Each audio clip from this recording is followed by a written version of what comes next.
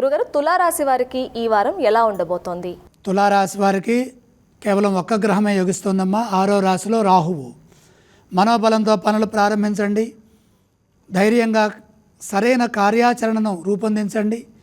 మీ కృషిని బట్టి మీకు విజయం ఉంటుంది. ముఖ్య కార్యాల్లో శ్రద్ధ వహించాలి. పాపగ్రహమైన రాహు యోగిస్తున్నప్పుడు శ్రద్ధ లోపించిందా, చేస్తున్న పనిలో కూడా విఘ్నం వస్తుంది.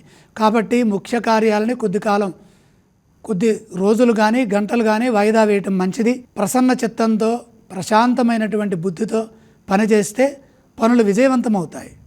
కాలం పూర్తిగా వ్యతిరేకంగా ఉంది. ఏ పని చేసినా ప్రశాంతంగా ఆలోచించి ధర్మబద్ధంగా చేయాలి. ధర్మదేవత అనుగ్రహం కోసమే ప్రయత్నం చేయాలి. అధర్మంగా ఏ పని చేయొద్దు. ధర్మబద్ధంగా చేయడం ద్వారాగా ఆ ధర్మదేవత మిమ్మల్ని కాపాడుతుంది. మీ నిజాయితీ మిమ్మల్ని రక్షిస్తుంది. చెడు ఏమాత్రం ఊహించవద్దు.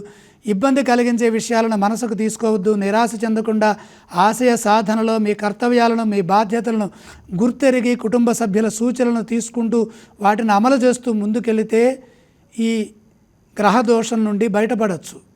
అష్టగ్రహాలు వేధిస్తున్నాయి కాబట్టి పరిస్థితులకు తగ్గట్టుగా పనిచేయండి. ఉద్యోగంలో ఆటంకాలు రాకుండా జాగ్రత్త వహించండి.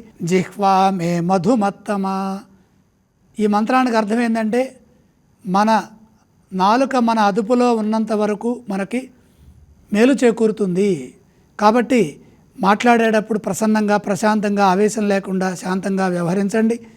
ఇబ్బంది కలిగించేవారు ఉన్నారు, ఎక్కడ ధైర్యాన్ని కోల్పోవద్దు. ఏదైనా సరే నేను సాధించగలననే నమ్మకంతో ముందుకు సాగండి. పరిస్థితులకు తగ్గట్టుగా పనిచేస్తే ఉద్యోగంలో ఆటంకాలు తొలగిపోతాయి. ఒత్తిడి కలగకుండా బాధ్యతలని పూర్తి చేయడం చాలా అవసరం.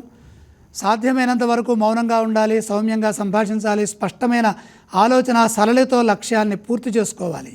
వారం మధ్య భాగంలో మేలు చేకూరుతుంది. ఈ రాశివారు ఏ స్తోత్రాన్ని పఠిస్తే మంచిది? తులారాశివారు నవగ్రహ శ్లోకాలు చదువుకోవాలి. తులారాశివారు ఏ ఆలయాన్ని సందర్శించాలి? శివుడిని దర్శించండి. నవగ్రహ దర్శనం చేయండి. తులారాశివారు ఏ విధానం చేస్తే మంచిదంటారు? నవధాన్యం నవగ్రహ పాదాల దగ్గర ఉంచి నమస్కారం చేయండి.